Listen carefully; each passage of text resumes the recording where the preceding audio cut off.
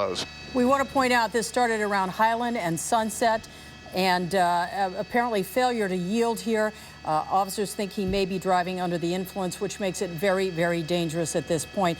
Alex, he's on Ventura Boulevard. How many black and whites do you count behind him? Well, at first glance, there are about 3 or so here. We'll pull out and give you a look, and you can see there's actually, well, several more now, even some motor units, LAPD motor units holding up the back of the line there as well. LAPD looks like that unit that's right behind him there, by the looks of him, it appears that he is pit qualified, because every time that this car goes to slow down, this guy gets up on his tail there, and that tells me that this guy is not only pit qualified, but they have given the go-ahead for the pit if the conditions are right here. But right now, continuing right down Ventura Boulevard. Look at that, he gets right up close there. But again, you know, 35 miles an hour is the magic number here typically. And this guy's going well over 35. And notice how when the LAPD got right behind that guy, he really picked up the speed quite a bit there. So this is going to be a tough one here. And as you can tell, there are a lot of restaurants and bars along this stretch of Ventura Boulevard. And that means that there are going to be a lot of people out and about tonight. And that's for part of the tactics here. Look at this, he really goes around right there. Very interesting move there. People waiting at the light. Not sure of the street there. I'll get it for you in a minute, but needless to say, things starting to ratchet up here in intensity a little bit as these police officers start to get a little bit more aggressive with their hopes of getting this guy pulled over. Hey, Alex, this looks like it might be a rather heavy car. Does that change the scenario at all? I mean, you mentioned a possible spike strip, obviously. That's a possibility. But as far as performing the pit maneuver, even at 35 with a heavier car, is there anything different about that? You know, that's a really good question. I think it goes without saying that it's going to be a little bit more difficult to try to spin that car out there. But having said that, they are capable of doing it. The car is certainly well within the parameters of size in terms of that officer trying to pit this guy. So that's certainly an option that is that's in their hands. Now this guy's definitely making a pretty good time here, because we've already passed Woodman. We're coming up on either on Van Nuys or past Van Nuys now, and we can see the 405 out ahead, traffic light. So if he does elect to get on the freeway, he'll have light conditions, and of course that freeway being mostly complete now, that's certainly going to help here. But right now, all indications are that this guy's going to stay on the roadway. Now here you go, the speeds come down here. Let's see, oh, this is close, look at this. Almost came into contact with another car. That guy got out of the intersection real quick there, but that could have been very dangerous right there. But thankfully that collision was averted here, and now we continue off to the west. So we're getting pretty close to the 405 here, and it'll be interesting to see what this guy chooses to do. But right now we're in Sherman Oaks. If we continue westbound, the next community we'll be making our way into is Encino, and it'll be interesting to see what LAPD does here. One thing you can't help but notice is that drivers in Southern California are pretty hip to watching chases, so they pretty much know what to do as long as they see it coming, as we saw at the intersection there just a couple of moments ago. Now, I can tell you as well, our desk has been in contact with the LAPD, and they say that the officers made repeated attempts to pull him over when he was in Hollywood, just around Highland and Sunset there, and that's when he took off. And they do believe there is one suspect in this car, not several.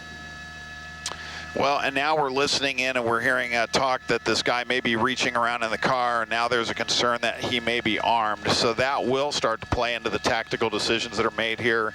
Let me pull out and give you an idea of where we are. Again, we're still on Ventura Boulevard. We're coming up very soon to the 405 freeway here. The guy looked like he slowed down a little bit there, but now it appears that he's picking back up again. The LAPD helicopter overhead as we continue again westbound on Ventura Boulevard here. I believe this is going to take him right through the intersection with Sepulveda here. There's Sepulveda. There's an officer waiting right there. Not sure if there may have been a spike strip attempt there. I could not tell from that shot, but here we go. And now as we pass the Galleria, that's the 405 freeway right there. Now, of course, as he goes under the freeway, he'll have an opportunity to, I believe, to take the turn. Oh, this is interesting. He has no, he's underneath the bridge. That's very interesting. Let's see what happens here. We see LAPD units continuing to go under the bridge there.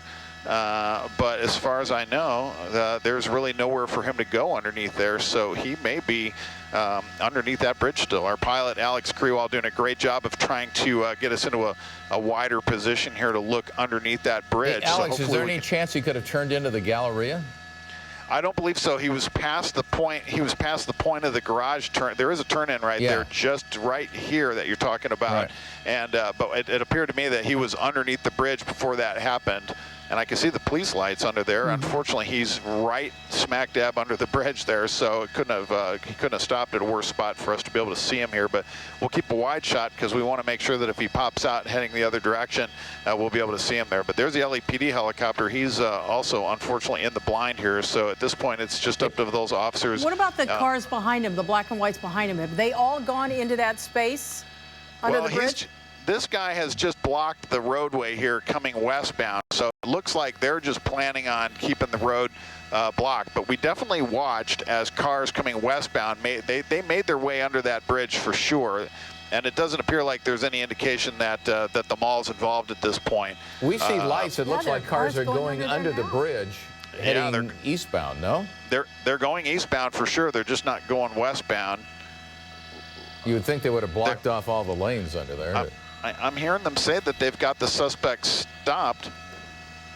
Yeah, well, they're saying that they're giving him commands and that he's under the under the freeway. So we're gonna come around to the other side to see if we can catch a view from the other side. But well, this is interesting here. An ambulance actually made its way through there. So emergency vehicles getting through. Here's your now in Encino, right on the border between Sherman Oaks and Encino. This there's is a better shot. Yeah, there's the shot. He's under that bridge, actually sitting right at the intersection of Ventura and Sepulveda. Alex, what are you seeing from your view right now? Well, first we can tell you the more important part, which is that we have heard on the scanner now that this guy is in custody. There's the traffic stop that took place under the bridge. Unfortunately for us, we did not get to see that take place, but the guy is in custody. And right now, westbound Ventura Boulevard shut down while police try to clear the scene here. But this has come to an end here. We did not get to see that suspect going into custody, but there's his car right there, and police do have him. So at this point, hopefully they'll be clearing traffic soon, and things will get back to normal here in Sherman Oaks. But certainly a very odd place for this pursuit to end. He had a lot of places he could have pulled over, but he happened to pull over right under the 405 bridge here on Ventura Boulevard. We'll throw it back to you in the studio.